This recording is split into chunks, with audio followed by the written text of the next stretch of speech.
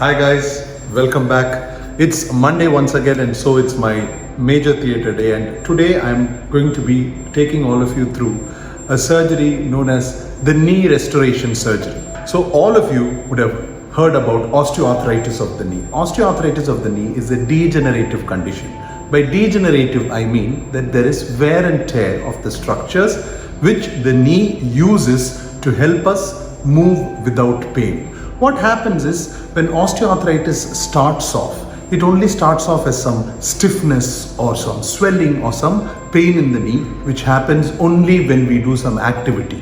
But as it progresses, the pain increases, the restriction of activity increases, and you also start to hear a noise in the knee. So whenever there is a clicking of the knee associated with any pain and swelling in the area, you have to think that there is wear and tear in the knee and you have to assess yourself for osteoarthritis. Now, why should you assess yourself for osteoarthritis? Because if you are identified at the end stage that you have osteoarthritis, that is a stage where your knee joint is completely worn out and you have a bending of the knee known as varus, then your options to treat it is more or less limited to knee replacement surgery.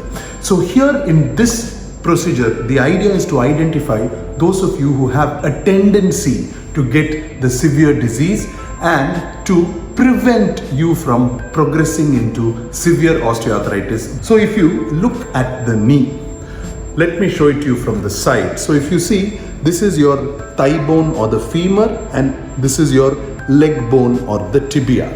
Now, as you can see, there is another bone here known as the patella or the kneecap. So in this procedure, we will be first harvesting bone marrow from the pelvis. The pelvis is this bone, you see, where the spine rises from and also where the baby comes through to be delivered. So in the pelvis, this area, which is known as the posterior superior iliac spine, has the richest source of bone marrow. So the first step of this procedure is that we harvest the bone marrow from the pelvis, and that is concentrated to a very small amount of say 6 ml or so, and it is mixed with platelet-rich plasma. Now, platelet-rich plasma has a lot of growth factors. So the baby cells in the bone marrow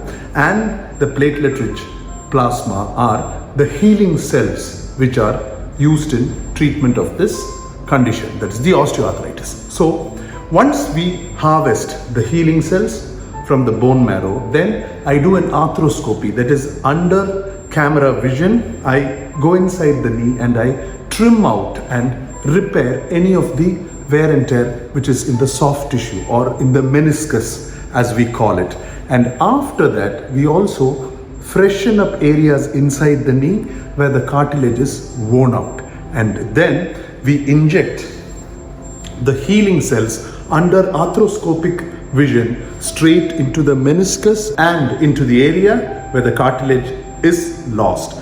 Finally, we come out and we also inject healing cells into the patellar tendon, the lateral collateral ligament, and the medial collateral ligament apart from the meniscus. And in this way, we give a complete healing for the soft tissues in the knee. Apart from that, we also give a large amount of cells in the subchondral area or the area just below the joint, so that there is increased new cell formation even in the area. As all of us know now, osteoarthritis has to be treated as joint failure, and the first step, that is how osteoarthritis starts, is by changes in the inflammatory mediators in the area just below the cartilage. And by infusing the stem cells and the healing cells into this area, we are also taking care of that. So today you will see a 3-set procedure. One, harvesting of the bone marrow or the healing cells, then the arthroscopy where we clear out the knee and repair all the issues which are inside the joint, and then finally delivery of the healing cells from the bone marrow into different areas of the knee. giving the patient a completely new knee. So we use two regenerative cells in our biological reconstructions, especially in the knee. One, what you saw, is from the blood. From the blood, we prepare something called platelet-rich plasma. So platelet-rich plasma is platelets isolated from whole blood, and those platelets broken down to release growth factors. There are many growth factors, but to mention the most important ones are the platelet-derived growth factor, vascular endothelial growth factor, which increases blood flow and new blood vessel formation.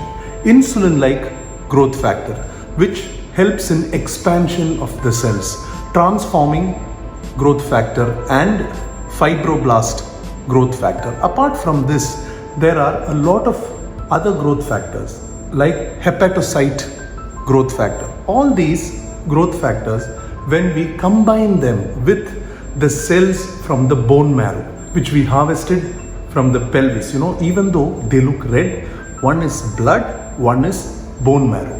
The bone marrow, when we concentrate them, they can only produce 5 kinds of cells: bone cells, ligament cells, tendon cells, muscle cells, and nerve cells. So we harvest the bone marrow and concentrate only the bone cells, the tendon cells, and the ligament cells, and we deliver it into areas which require a lot more of these cells. So a combination of the bone marrow and the PRP gives us the best option of new cell formation in degenerated joints or injured areas, and this is the principle we use in all our surgeries.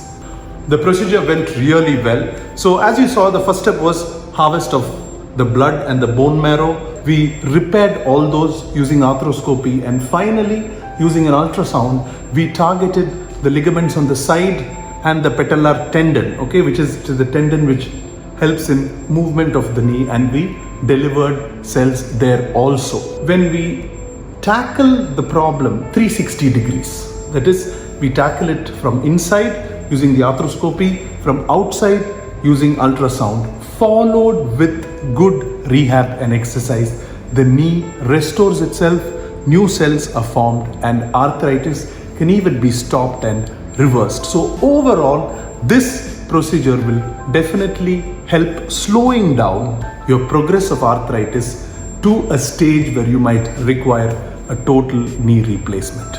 Trust me, when you have a varus deformity or a bent knee replacement is almost always the only solution.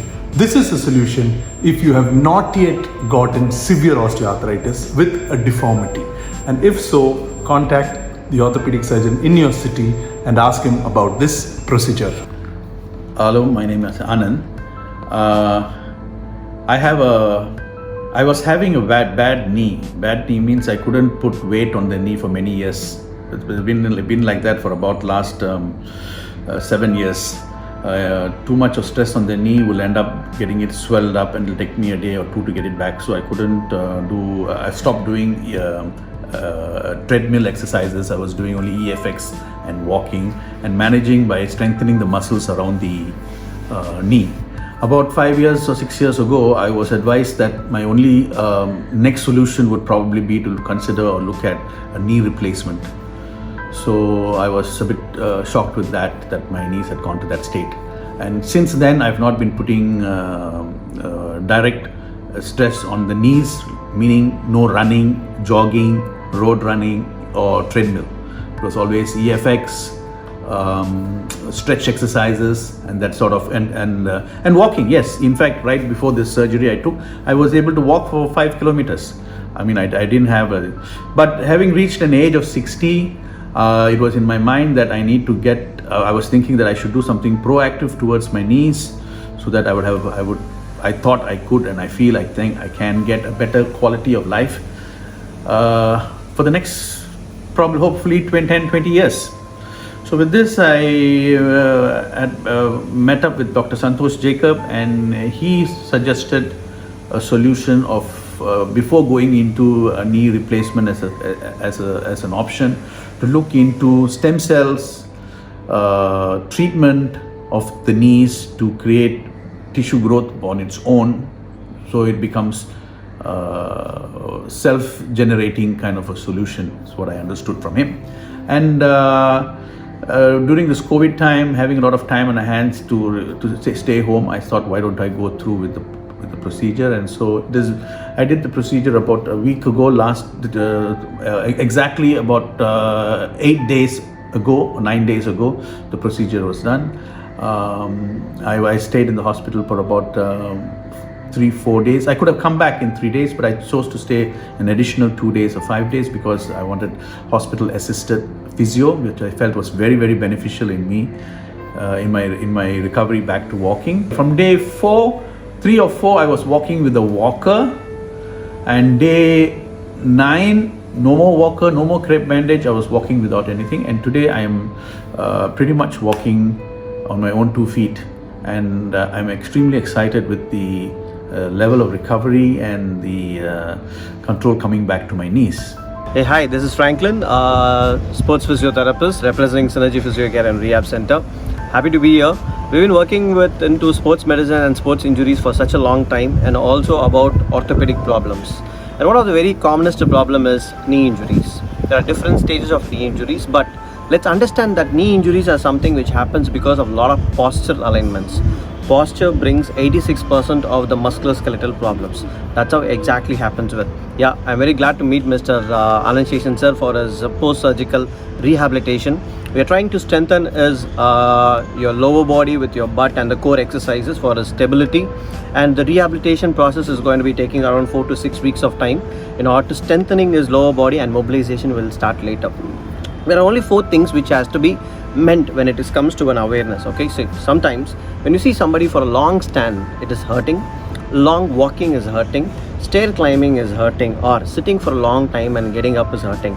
The solution is, or the diagnosis is very simple, that the lower body is weaker to carry the upper body weight. That's it. How to strengthen the lower body?